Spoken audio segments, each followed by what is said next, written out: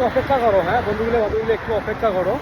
এলাং বাস কেন আসি নাই, বুঝছেন না?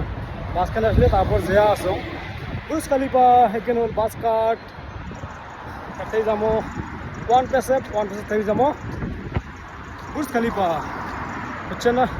বুর্জ খালিফা হল একটা ইন্টারন্যাশনাল সিটি, একদম ওটা হাইফাই সিটি, বুঝছেন?